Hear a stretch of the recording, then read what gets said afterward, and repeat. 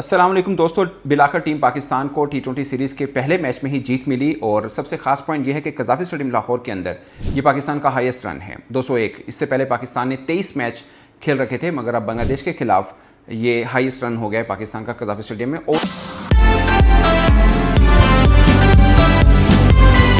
अस्सलाम वालेकुम दोस्तों। बिलाकर टीम पाकिस्तान को टी20 सीरीज़ के पहले मैच में ही जीत मिली और सबसे खास पॉइंट यह है कि कज़ाफ़ी स्टेडियम लाहौर के अंदर ये पाकिस्तान का हाईएस्ट रन है 201। इससे पहले पाकिस्तान ने 23 मैच खेल रखे थे, मगर अब बांग्लादेश के खिलाफ ये हाईएस्ट रन हो गया पाकिस्तान का कज़ाफ़ी स्टेडियम में। ओवरऑल भी कज़ाफ़ी स्टेडियम में पाकिस्तान का हाईएस्ट रन है। एक कंफर्टेबल विन मिली है, मगर ये बात जानना बहुत जरूरी है कि बांग्लादेश अभी यूनाइटेड अरब एमिरेट्स से सीरीज हार के आई है, उससे पहले यूएसए से सीरीज हार के आई है और दोनों एसोसिएट टीम्स हैं, मगर वेस्ट इंडीज को उनके घर में जाकर हरा के भी आई है टी20 सीरीज। इस जीत को बहुत बड़ा जीत हम कह नहीं सकते, मगर छोटी भी नहीं कहेंगे, क्योंकि कंप्लीसेंट हम हुए थे टेस्ट सीरीज के बीच में जब बांग्लादेश की टीम ने हमें क्लीन स्वीप हार दी थी। तो जीत है, वो जिस भी टीम के खिलाफ मिले, मगर कुछ चीजें हैं इस जीत के बावजूद जो पाकिस्तान टीम को ठीक करनी है। मुझे लगता है तौर पर कि इस बांग्लादेश पूरी सीरीज में पाकिस्तान फखर जमान और साइम के बगैर ही आता। वैसे तो शहीन को रेस्ट दिया गया, नसीम और हारिस को भी रेस्ट देने में कोई हर्ज नहीं था, क्योंकि आपको जो पीएसएल में थोड़े बेहतर चेहरे मिले थे या जिनका कम बैक है, जैसे हसन अली का कम बैक हुआ कि 2024 के बाद वो पहली दफा टी20 खेल रहे हैं। फखर जमान भी वैसे टी20 वर्ल्ड कप के बाद पहली दफा ही टी20 खेल रहे थे। और इसके अलावा हम बात करें फहीम अशरफ की 2023 के बाद पहली दफा वो टी20 खेल रहे थे, उनको चांस देने में हर्ज नहीं। बट मुझे लगता है फखर और साइम ये दो थे जिनको आराम दे सकते हैं, वो अल्टीमेट चॉइस होते हैं किसी भी टीम के अंदर आ जाने में कोई प्रॉब्लम नहीं है। बट हसन अली अच्छी बॉलिंग की, खासकर पहले 2 ओवर में 2 विकेट्स उन्होंने लिए। सबसे खास पॉइंट शदाब खान का था, उन्होंने एज ए बैट्समैन अच्छे रन किए और जहां पे जिस स्ट्राइक रेट के साथ वो बहुत जरूरी था, ऑलमोस्ट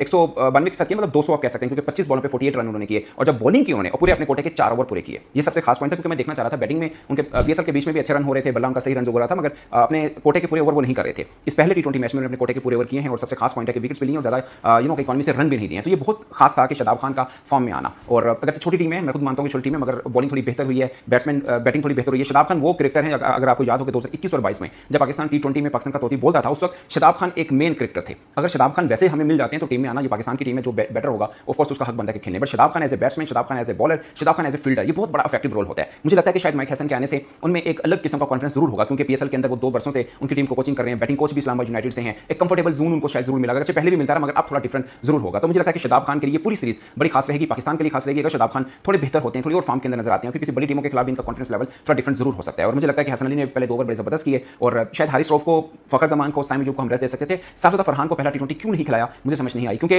लगातार वो रन कर रहे हैं, नेशनल टी20 के अंदर भी किए, पीएसएल के अंदर भी किए, इस साल टी20 में 400 हैं उनके, उसके बाद आप उनको नहीं खिलाएंगे इंटरनेशनली में, जहां पे अपना कॉन्फिडेंस मजीद बेहतर कर सकते हैं। तो वो जरूरी था, शायद इसलिए नहीं खिलाया क्योंकि वो विकेट कीपिंग पोजीशन उनको दी गई है और आपको हारिस को भी खिलाना है। मुझे लगता है हारिस को शायद खिलाना चाहिए था, फखर को नहीं खिलाना चाहिए था, रेस्ट देना चाहिए था। अगर वो टीम में है तो शायद इसलिए उनको डाला गया। बट अगले मैचेस में मैं समझ रहा हूं कि माइक हसन जैसे न्यूजीलैंड टीम को लेकर चलते रहे, जैसे इस्लामाबाद यूनाइटेड की टीम को लेकर चलते रहे, वैसे ही वो पाकिस्तान टीम को लेकर चलेंगे, क्योंकि शफल करते रहेंगे। अगले मैच में देखिएगा आपको शायद प्लेइंग 11 डिफरेंट नजर आए। बट मुझे लगता है कि कुछ प्लेयर ऐसे जिनको लगातार चांसेस मिलने चाहिए, वो चाहे शदाब खान है, वो हसन अली हैं जिनका कम बैक हुआ, फहीम अशरफ है उनका कम बैक हुआ, साफसुदा फरहान को लगातार 3 मैच खिला देने चाहिए थे। मुझे लगता है अगले 2 मैच उनको जरूर बारी मिलेगी। और शायद साइम अयूब को इस पर्सपेक्टिव में अगर आप खिला रहे हैं कि वो इंजरी के बाद आए हैं और थोड़े मैचेस उनको चाहिए फॉर्म में आने के लिए, तो ठीक है, बांग्लादेश की टीम के खिलाफ ये रिस्क लिया जा सकता है। अदरवाइज साइम अयूब तो अल्टीमेट चॉइस है पाकिस्तान की। और अगेन बात होनी है सलमान आगा के ऊपर, उनके ऊपर सबसे ज्यादा ऑब्जेक्शन होता रहा कि वो कप्तान बना दिए गए हैं टी20 टीम के, और उनकी टी20 की तो इतनी खास रैकेट है नहीं, डोमेस्टिक के तौर पर स्ट्राइक रेट उनका इतना तगड़ा नहीं है, बहुत सी बातें हुई, मगर लगातार तीसरी 50 किया उन्होंने। और मतलब लास्ट 3 इनिंग्स, 2 जो उन्होंने न्यूजीलैंड के खिलाफ खेली, अब जो बांग्लादेश के खिलाफ खेली, उन्होंने 3 50 किया। उससे पिछले भी उनको 46 रन थे, उससे पिछले वाली इनिंग में भी चले जाए 30+ रन है, तो आखिरी 5 इनिंग में 30+ रन जिसमें 350 हैं, ये बहुत अच्छी परफॉर्मेंस है। और 2 डिफरेंट कंडीशन, 2 डिफरेंट टीम, तो साफ है कि कप्तान को जो रोल मिला होता है कि उनको एंकर भी करना है, स्ट्राइक रोटेट भी करनी है, स्ट्राइक आपको अपनी स्ट्राइक रेट भी बेहतर करना है, सारी चीजों पे पूरा उतरते हैं, फिर एज ए बॉलर बॉल भी करना है, तो एक अच्छा कैप्टेंसी रोल वो करेंगे। अच्छे पीएसएल में देख लें, कहीं पर भी आपको इस तरह का